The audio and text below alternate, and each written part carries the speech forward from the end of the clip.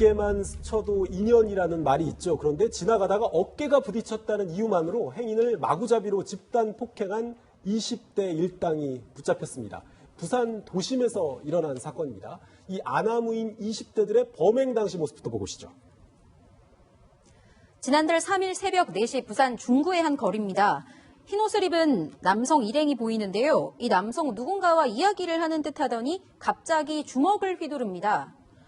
피해자를 구석에 몰아놓고 주먹질을 멈추지 않는데요. 다른 일행도 말리기는커녕 폭행에 가담합니다. 비틀거리는 피해자를 쫓아다니면서 때리는데요. 편의점 안으로 달아난 피해자를 쫓아 들어가 폭력을 이어갑니다. 알고 보니 가해 남성과 피해 남성은 일면식도 없는 사이였다고 하는데요. 도대체 이들 사이에 무슨 일이 있었길래 이렇게 폭력을 휘두른 걸까요? 이 달아나는 사람이 이제 편의점 안까지 갔는데 쫓아와서 때리는 걸 보면 뭐 싸움이 아니에요. 거의 일방적인 폭행인데 뭐 잘못을 했다고 다 맞아야 되는 건 아니지만 뭐 맞은 사람이 뭐 큰 잘못이라도 한 겁니까? 그런 건 아니고요. 누구를 때렸다. 그럼 왜 때렸냐고 물어보면 화가 나서 때렸다 그럴 때가 많거든요. 그래서 화가 나서 때렸나 무슨 다툼이 있었나를 보니까 그것도 아니었어요. 길 가다가 어깨가 부딪혔다는 건데 저 20대 3명 그때 술 취한 상태였거든요. 술 취하면 사람이 이렇게 왔다 갔다 갈지자로 걷잖아요. 그래놓고 어깨가 부딪혔다고 다른 사람을 때린다는 거는 아무 이유 없이 폭행을 했다는 거죠. 보다 못해서 이 주변 사람들이 폭행을 말리기까지도 했는데 뭐 그것도 아랑곳하지 않았다면서요. 아니 저 사람들 20대 3명이고 술까지 취한 상태예요. 편의점까지 데려가서 사람을 폭행을 하니까는 주위의 여성들까지 나서서 말렸다고 하는데 말리는 사람을 오히려 더 폭행했다고 합니다. 말리는 사람까지 때렸다고 하네요. 졸지의 길거리에서 집단 폭행을 당한 이 피해자, 폭행이 시작된 상황을 아주 생생하게 기억하고 있었습니다. 피해자의 목소리부터 듣고 오시죠. 제가 흡연을 하러 밖에 나와 있었는데 지나가는 길에 저보고 저 화장실에서 어깨빵을 쳤지 않냐 그러는 거예요. 그래서 제가 아니라고 했는데 그냥 갑자기 그때부터 거짓말 친다면서 폭행 시작된 거예요. 좁은 화장실에서 어깨가 부딪혔으면 얼마나 세게 부딪혔겠어요. 그런데 아니라고 어깨가 부딪히지 않았다고 하는데도 거짓말하지 말라 이렇게 폭행을 했다면 이건 뭐 때리기 위한 구실을 만들기 위한 거라고밖에 안 보여요. 이거요. 일선에서 근무하면은요. 폭행 사건에 아마 한수 이상이 이런 구실일 겁니다. 어깨가 부딪혔다는 이유로 또 쳐다봤다는 이유로 이거는요. 실제로 어깨가 부딪혀서 시비가 된 게 아니고요.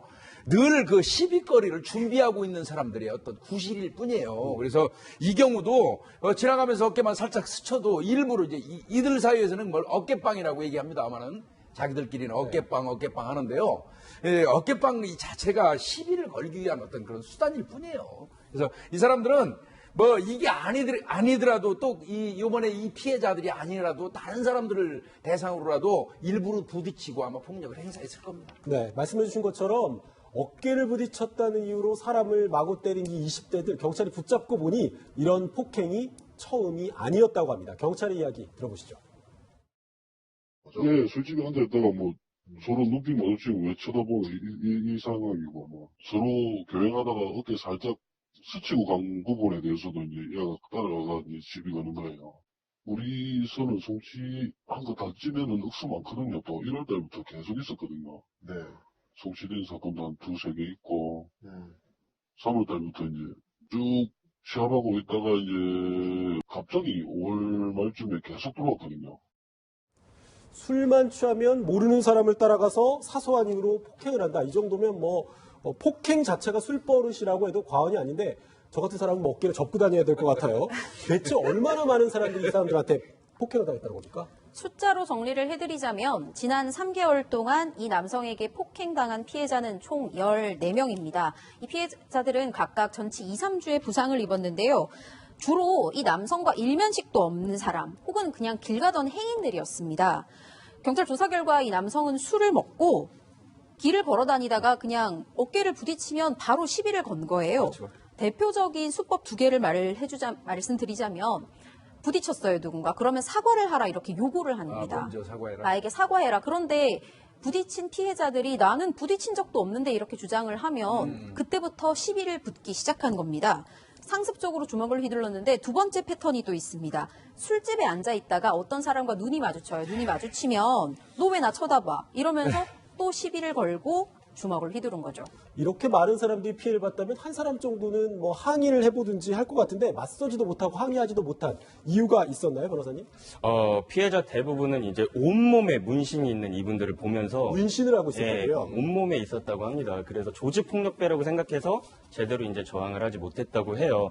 그리고 경찰은 작은 시비만 있으면 무조건 폭행하고 뭐 반바지를 입으면 무릎 밑에까지 문신이 있으니까 피해자들은 거기에 겁을 먹었다고 하는데 이 사건에서 중요한 부분은 이제 형법상 공동 폭행이에요. 왜냐면 사람들이 많았잖아요. 그 가해자들이 많았고 이제 이런 경우에는 뭐 특수폭행치상죄에 해당이 될 수 있어서 굉장히 중죄를 저지른 사람들이고 또 상습적으로 이 범죄를 저질렀기 때문에 좀 엄벌을 해야 되지 않을까 이런 생각이 듭니다.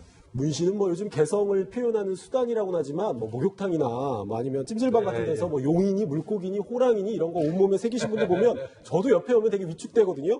그런데 정말 그렇게 온몸에 문신을 새겼다니 정말 조직폭력배 아닌가 하는 생각도 드는데 실제로 조직폭력배였나요? 아니요, 아니었어요. 그냥 오토바이 배달원이었고요. 이 사람들의 문신은 아마 술 먹고 이렇게 누군가한테 협박을 하고 싸울 때 상대방을 위협하기 위한 수단으로 문신을 냈던 게 아닌가 싶어요. 그리고 조폭이라 그러면 이제 범죄단체 조직원을 말하는데 이게 무슨 이권 다툼도 아니고 일반인들 상대로 굳이 내가 이게 조폭임을 드러내려고 했을까 좀 그런 생각이 드네요.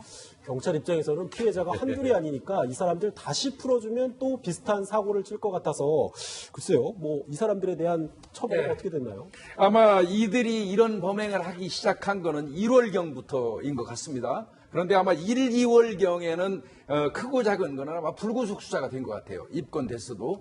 그리고 이제 경찰이 3월 이후부터 지금까지 이들이 이 범행을 했는데 피해자가 한 17명 정도 된다고 그러잖아요. 11건에. 네. 그러니까 그 중에서 주범격인 아까 보니까 흰옷 입은 사람이 끝까지 집요하게 쫓아다니면서 주먹을 날리던 사람. 네. 그 사람이 주범격인 것 같습니다. 그 사람은 구속했고 나머지 이제 그 일행 옆에서 위력과시하던 3명은 불구속 입건한 것 같은데요. 이게 피해자들이 일행도 이들 일행만큼 그 숫자가 있었음에도 불구하고 일방적으로 맞은 이유는요. 아까 말씀하셨던 문신입니다.